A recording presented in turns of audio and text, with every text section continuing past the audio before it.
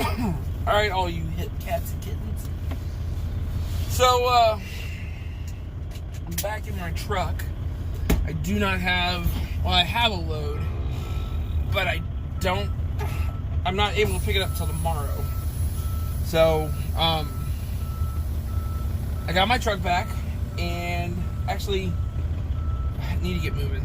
So, we're going to talk while we're on the road here.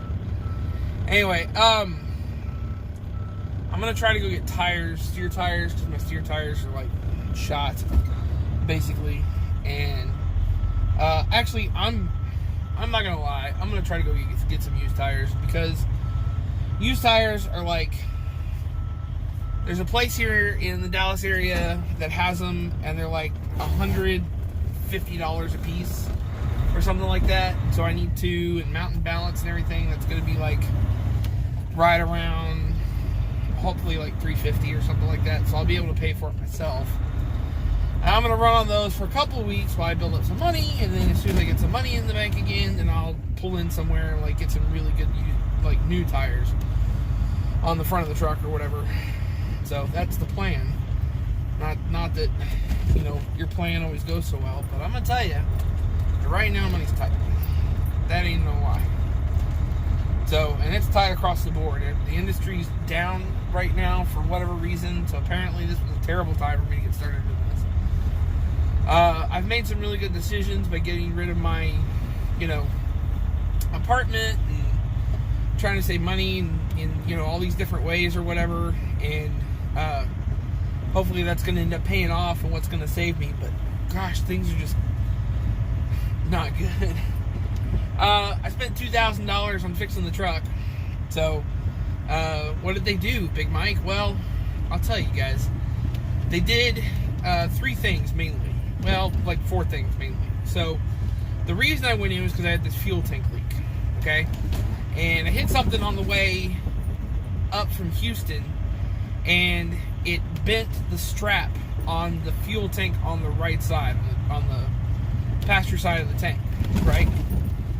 So when it did that, it pushed the strap back, and it was kind of dark on my way up here, and so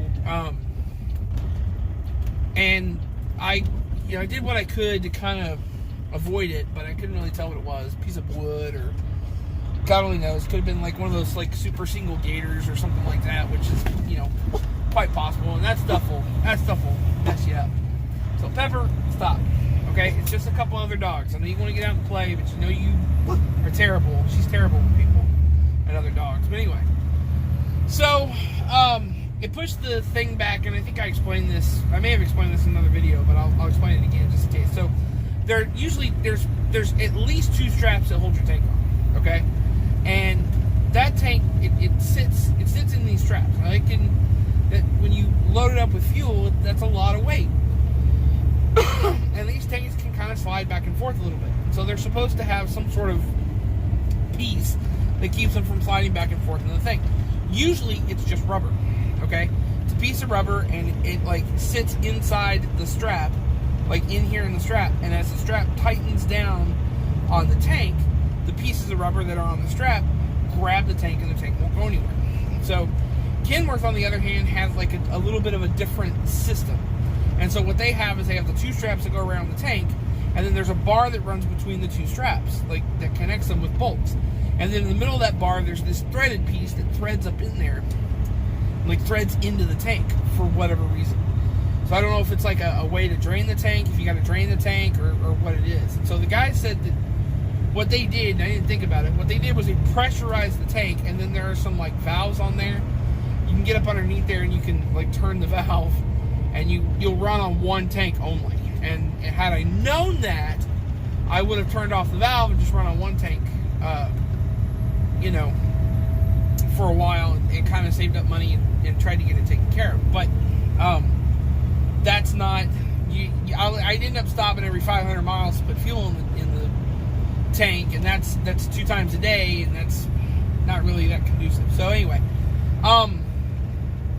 so it's like, so there was that. That was one thing they fixed. And what they did was they took the tank off, and they emptied the tank out. They transferred all the fuel from one tank into the other tank. They emptied the tank out, and then they took the tank off and they sent it out to be steam cleaned and everything, and kind of get it all clean and everything. So it was a nice clean tank on the inside, and then they sent it off to be welded. So it was welded. The little piece that threads up in there is gone. That area where that plug is now welded instead, and they put the tank back on, and I went on down the road. Then that was $500. Now, while I was there, they looked at my tires, and my tires had this. Oh yeah, I got a haircut. I got them all cut. I cut them all. So I was gonna tell you guys about that. Then I took my hat off because my head itched, and I realized I forgot. Yeah, I'm bald for now. So I'm gonna be bald probably for the summer, and then I'm gonna put it back together. I did this a couple of years ago, and I kind of liked it, but I got tired of trying to shave all this off. So there's apparently a razor that that you gotta have to get this. So when I get the money, it's a power razor to take it all off. But for now, I'm bald anyway. So surprise. Anyway, so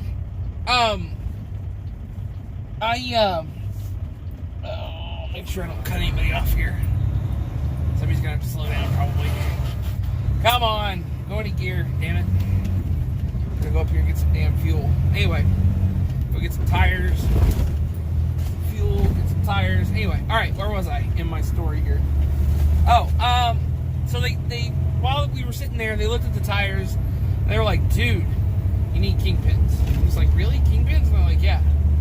I said, are you sure I need kingpins? Because how much are kingpins? And so they told me, and I was like, are you really sure I need kingpins? Because I can afford that. So they were like, well, yeah, we'll see if we can shim them. So they took it all apart, and they were like, we can't shim it. You gotta get kingpins. And I'm just like, okay. So they put kingpins on it. That was one thing they did. And then they did, what else did they do? They did tie rod ends. Said my tie rod ends were bad, so they put tie rod ends on it. So I got that done. What is this person doing? That's not a turn, you moron. I mean, technically it is, but you're not going there. Anyway, people who do not know where they're going. Hello. Let's go. Figure it out. Good grief.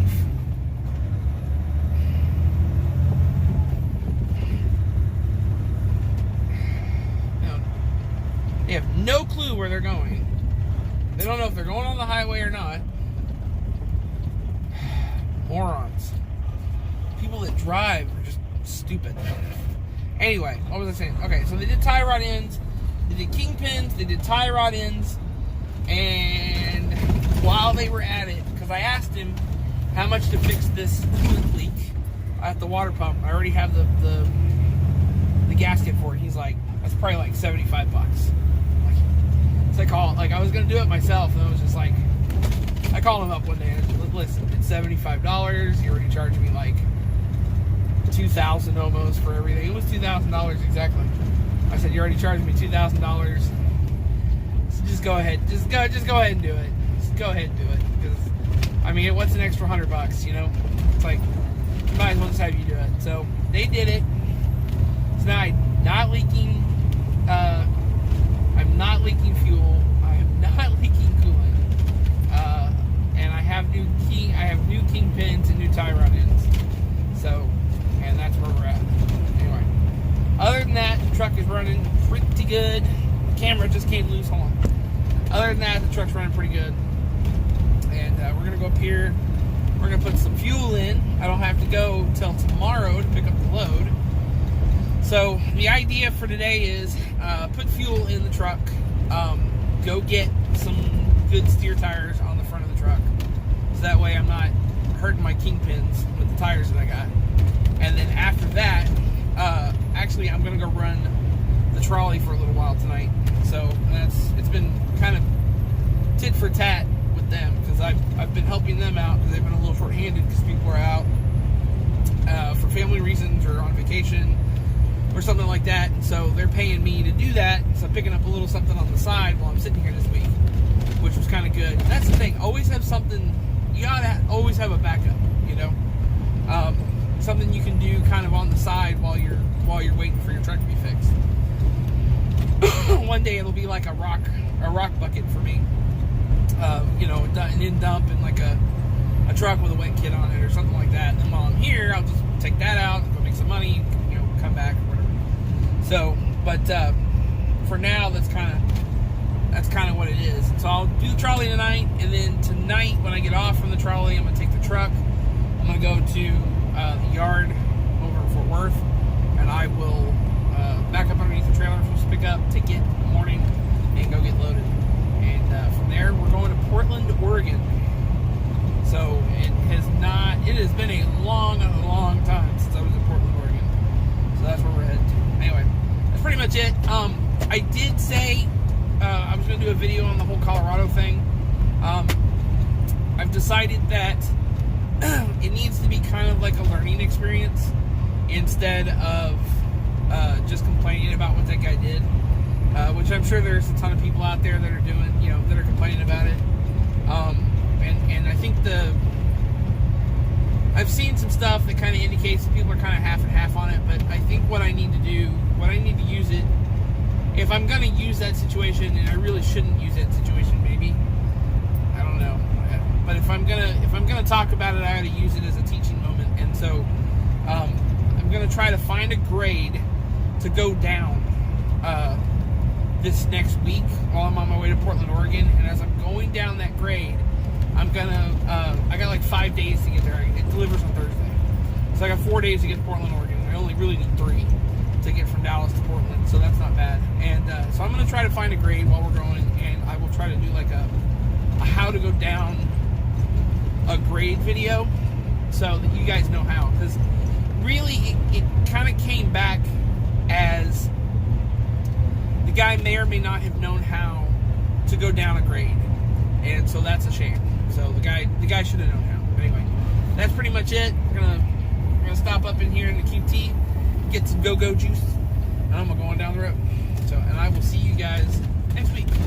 In the meantime, keep the shiny side up.